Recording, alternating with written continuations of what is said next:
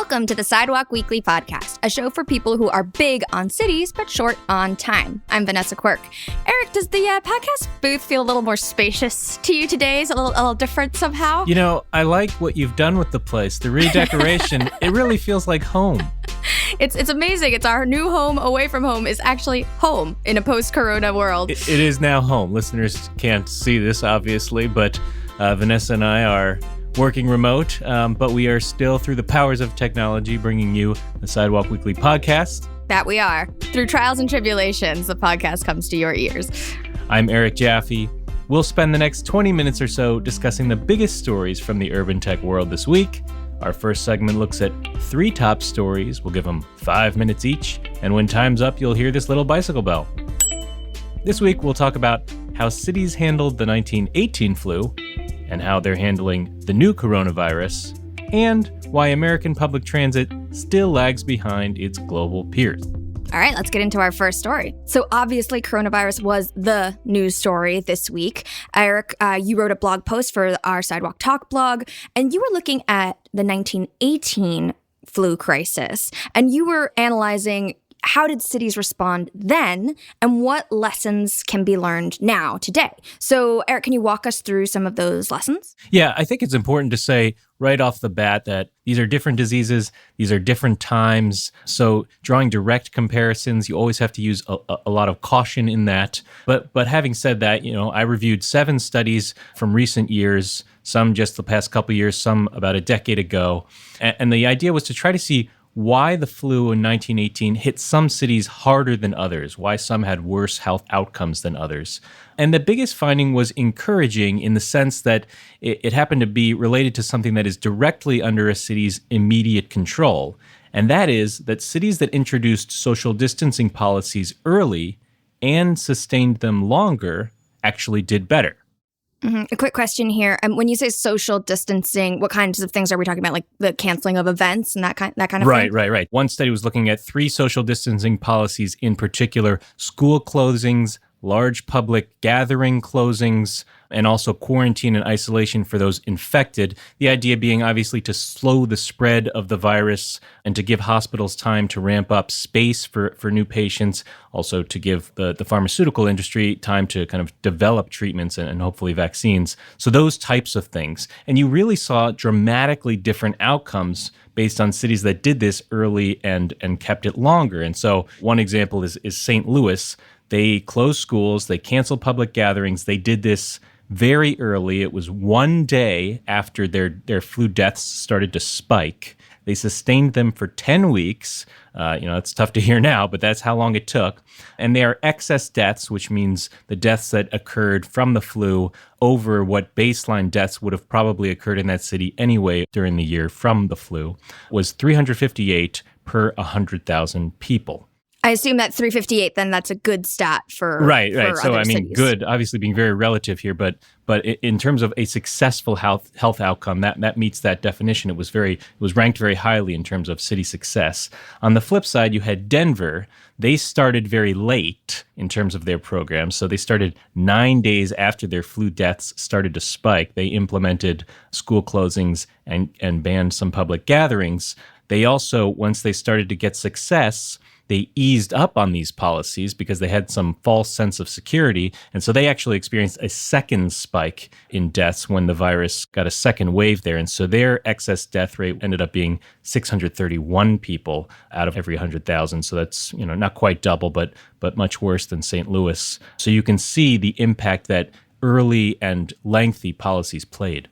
Definitely. And we are seeing some countries responding better to this crisis than others and seemingly taking heed of these lessons from 1918. I'm thinking Adam Rogers in Wired this week wrote about Singapore, and they're actually doing a really great job of containing the outbreaks. Now, they have the, fortune, I guess, that they recently went through the SARS crisis and swine flu. So they were more prepared than other places were. And some of the actions I've taken are kind of very similar to what you've been talking about. So the strict social distancing policies that they've implemented, they have travel controls both implemented very early when the outbreaks were first occurring. So that's very encouraging. And on the flip side, though, you were saying, this is not the 20th century, this is not the 21st century, and there are different tools that you can activate, and you're seeing that in Singapore. So, for example, they've been developing and distributing testing really early. They've been providing a lot of information to people on government websites, which obviously that digital infrastructure wasn't around in 1918.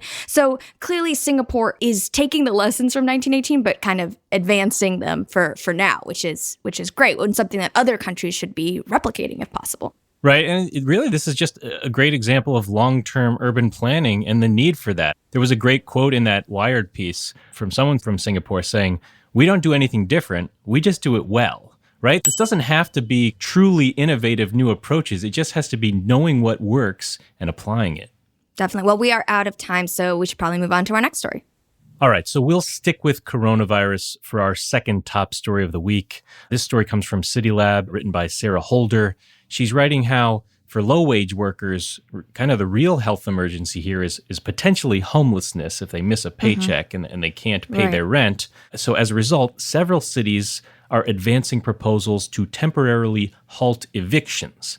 Vanessa, how exactly does this work? Before we get to these embargoes, I do want to just mention, last week we were talking about this article by Ian Bogost in The Atlantic, who had been talking about, will quarantine really be that bad? A lot of us already work from home. It won't be so stressful. And I kind of made the point that that's a very, very small segment of the population. Not many people have the luxury of being able to work from home like, you and me right now, for example. Many people just can't do that. I mean, there's like the delivery workers, service workers, medical professionals. They all have to go in. And for other segments of the population, their jobs have just dried up, right? They're losing work. So if you're a stagehand on Broadway right now and all the Broadway plays are closing up, or if you're some sort of event organizer, you're out of luck. And for so many people in the US right now, one lost paycheck means you can't make the rent, especially if you are living in a big city, a coastal city where rents are really high. I mean, this is especially true. So San Francisco, San Jose, even Los Angeles, Miami, they are currently advancing legislation to ban evictions. What doesn't mean you don't have to pay the rent eventually. It's just postponing them for now during this, state of emergency. And it'll be interesting to see if cities start taking this approach to small businesses because they're also getting hit. People aren't going out to restaurants and shopping as much. So it'll be really interesting to see. But I think it's a really necessary action that cities need to be taking. And the point that Sarah Holder makes in this article is that it's incredibly important because of the potential for homelessness. The homeless population will be incredibly vulnerable to coronavirus. I mean, a lot of the advice that we're hearing right now is, stay home, don't go out. If you don't have a home, then you're going to be particularly vulnerable to this disease. So I think it's a really important and preventative measure that we need for the public health of all of us. And I think this really speaks to the broader economic issue of supporting people right now, supporting workers and supporting small businesses, especially if you can't afford to take time off work. You've got this competing demand of, well, I need to get to work, but on the public health side, we kind of need to keep people apart, right? We need to promote those social distancing policies. And so these are competing priorities. And what do we do about that? I thought there were very interesting opinion pieces from the Wall Street Journal and the New York Times in the past couple of days. So you have both left and right views there a little bit. They both called for Congress to basically start sending people money, right? So that they can make rent, so that they can make mortgage, so that they can pay for groceries, right? Can we find other ways to support households, even thinking about giving households money if they have kids who no longer are getting a free lunch at school, right? These are the types of things that are going to be able to keep people in place and safe and healthy at this really critical time. Yeah, I mean, in the Wall Street Journal, there was a quote there that said the risk to public health from overreacting is much smaller than the risk from an inadequate response. Yeah, and that's exactly kind of what you saw back in 1918 to draw that parallel, right? The early actors were the successful actors. There was another article that came out this week on the New Republic, not about coronavirus at all. It was just a look at universal basic income pilot in Stockton, California. And we generally think about UBI being a $500 or $1,000, whatever it might be, check to people, regardless of their economic status. We generally think of that as a solution for the future of automation. When people have work that's more precarious and there's more robots taking over jobs, could UBI kind of fill in the gap? And it's interesting to think about it now in the context of coronavirus because so many Americans don't have that safety net. And a universal basic income program could be really helpful to people in situations such as this, where work essentially dries up. I mean, even if it isn't UBI, I'll be interested to see how the U.S. responds, if at all, in terms of kind of providing better healthcare and support systems for workers. Right, and increasing jobs afterwards through maybe a stimulus and maybe new infrastructure projects. I know we're going to talk about transit next. Actually, we should talk about it now because we're out of time. Yeah. Let's get right into it. So our next story comes from Aaron Gordon, writing in Vice, and he's asking this question, why does the U.S. struggle so much to build effective public transit? It's a good question. And Eric, you've studied transit policy for years. So what are we doing so wrong? Yeah, I mean, Gordon points the finger at a few things, saying we're building too many roads. Our transit construction costs are too high. There's a lot of politics around transit that didn't exist before. It's really become a red versus blue thing and city, not city thing in terms of wanting to fund transit project. And all these are totally right and they make sense. To me, though, the biggest factor is still that it comes down to cities making it too easy for people to drive. And this is something I've been thinking a lot about. CityLab recently asked me, looking back over the past 10 years, what's the biggest trends in cities that have kind of been disappointing to you? And to me, it's that over the course of that time, we started to see transit ridership rise in cities. And then it kind of flatlined and it started to fall in some places.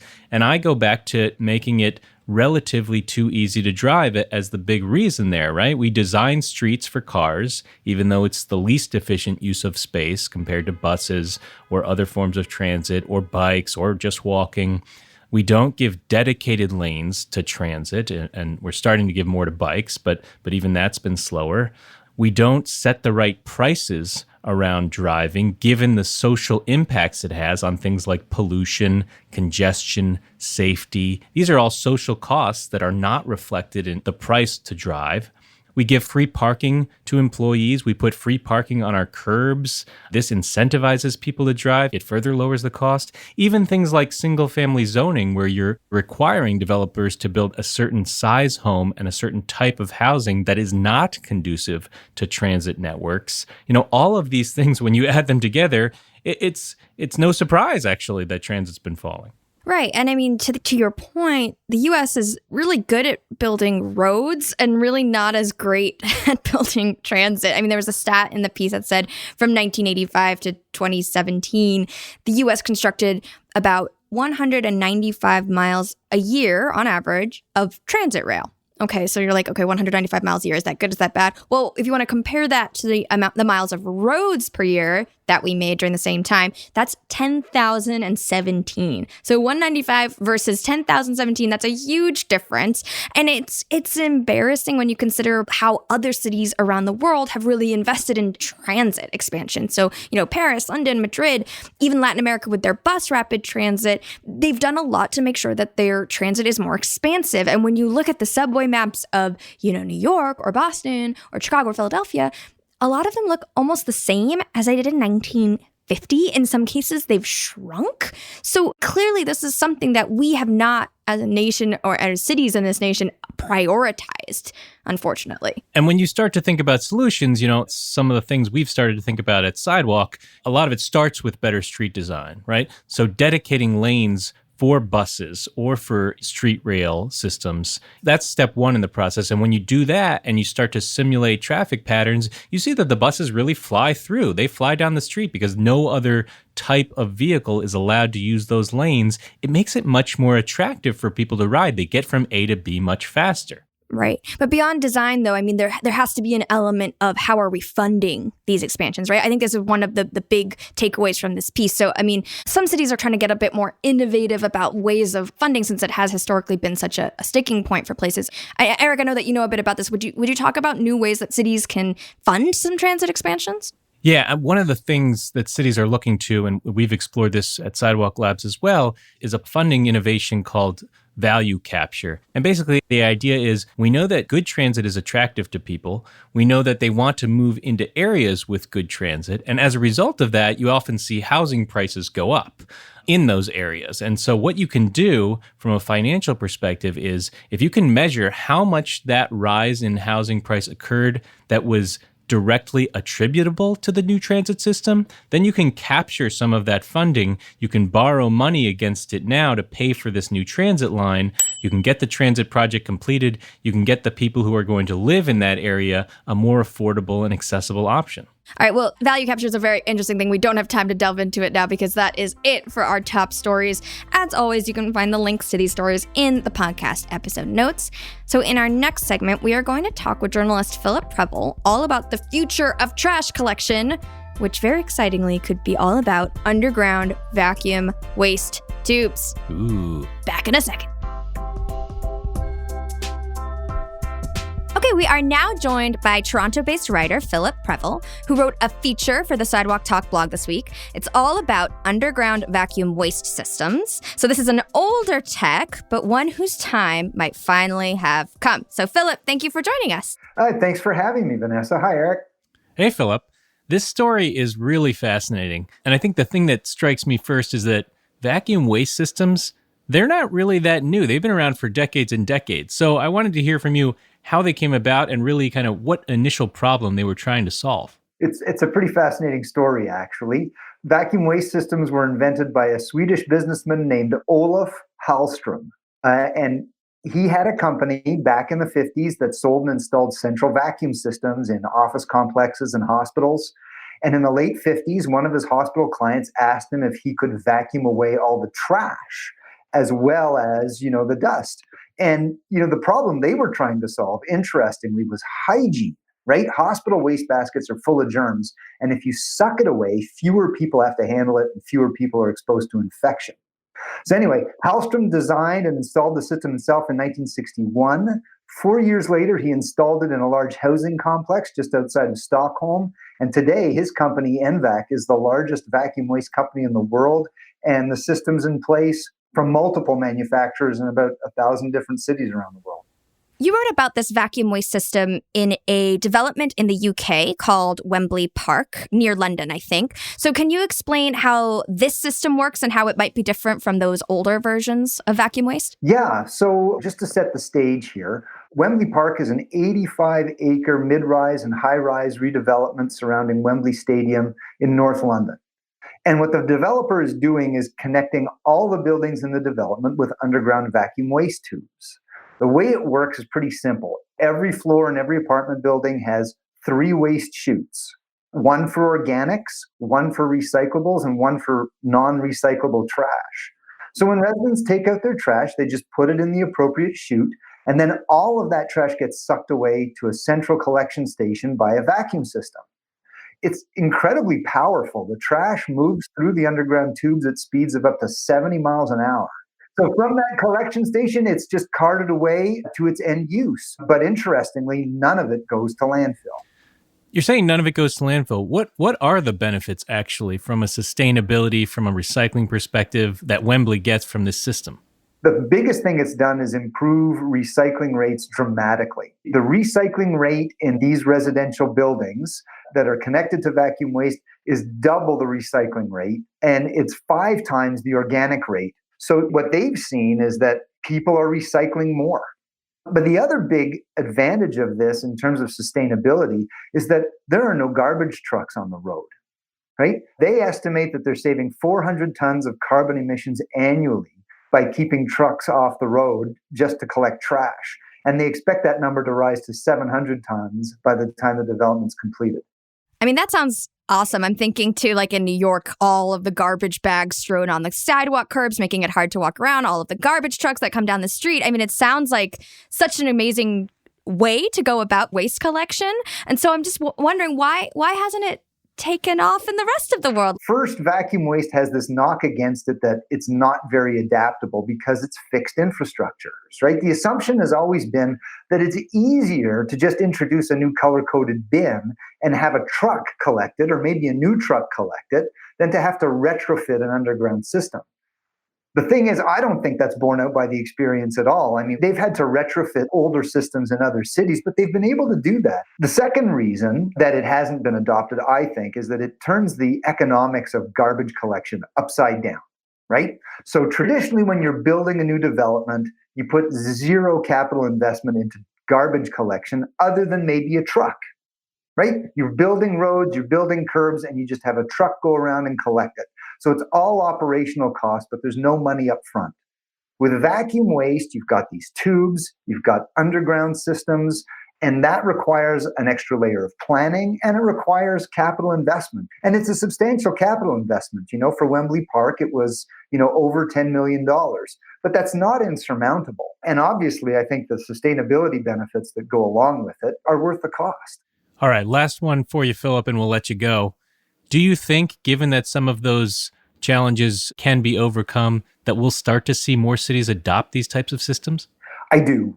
I do think we're going to see other cities adopt it. Old habits are hard to break, especially in North America for some reason.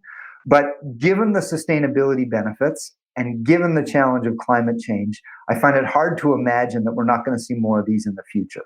We're already seeing some cities, some governments around the world adopting it as a matter of course. So in Singapore, for example, you can't build a new development today without hooking it up to a vacuum waste system. It's just mandated. They're not building new development with curbside waste collection anymore in Singapore.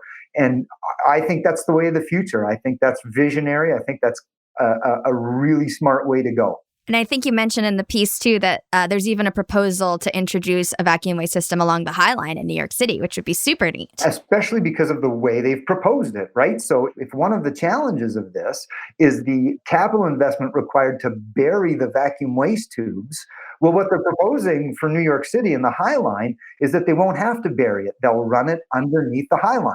You could actually implement this system throughout large sections of already developed areas in big cities and do it cost effectively. So, with a little bit of ingenuity, you could see a lot of these systems all over the place. That'd be great. All right. Well, hopefully we'll get to see it. But thank you so much, Philip, for talking with us about this. Thank you, guys. All right, it is now time for our final segment, The Last Smile. In this segment, we set aside all the depressing news of the week. There was a lot this week. Oh, yeah. And we instead focus on something happy for a minute each. Eric, what made you smile this week? The one thing that really made me happy this week was the story in National Geographic about a cat tracker study, right? So they followed 900 house cats over the course of 6 years. And the whole idea was, let's find out what cats do when they're outside. And lo and behold, they gathered all the data, they put it together, they published it in a journal called Animal Conservation. And what did they find? Cats don't really go that far. They kind of stay near home. So there's this great quote from the lead author, Roland Kays, who says, quote, "I was surprised at how little these cats moved." Well, Roland, if you had a cat, you would not be surprised. I can tell you what my cat's doing right now, and she hasn't moved for several hours, and she won't for several more. So we could really learn a lot from them, especially in these outbreak days, learning to be happy with not moving. Right. It's like they've been practicing for this for a while. What made you happy? So, okay, usually for Last Smile, we like to share something somewhat urbanism or cities related. But this week, it was a rough week. And I feel like I have the license to just go full on happy, not at all urbanist. And so I am sharing with the good listeners, Puppies in a Bucket. Puppies in a Bucket. What's that? Puppies in a Bucket. You know what? The title says it all. It's just a video of puppies climbing into a bucket. I won't spoil it, but a lot of puppies get into the bucket, more than you might expect. And it's really an adorable way to spend a minute of your time. And it should just send you smiling into the weekend. Yeah, I think it's really necessary at this point. Take a break from cities, take a break from the health news, just a little break because you want to stay informed. But watch puppies in a bucket, read about cats doing nothing in their spare time. Just try to kind of regain your sanity a little bit. Exactly. All right, well, time is up. Thank you for joining us this week. If you want to read the stories we discussed today, and many more, you can sign up for the Sidewalk Weekly newsletter at sidewalklabs.com. We should note that the views expressed in the Sidewalk Weekly podcast don't necessarily reflect Sidewalk Labs' company positions. And if you think we're missing a perspective or a viewpoint, let us know. Send us an email, send us a voice memo. You can send it to podcast@sidewalklabs.com. We'll talk about it, or maybe we'll even play it in a future episode. The Sidewalk Weekly is produced by Eric Jaffe and Vanessa Quirk, that's me, and it's edited by me. Our music is from Blue Dot Sessions, and our art is by the great Tim Cow. See you next time. See you next time. Bye.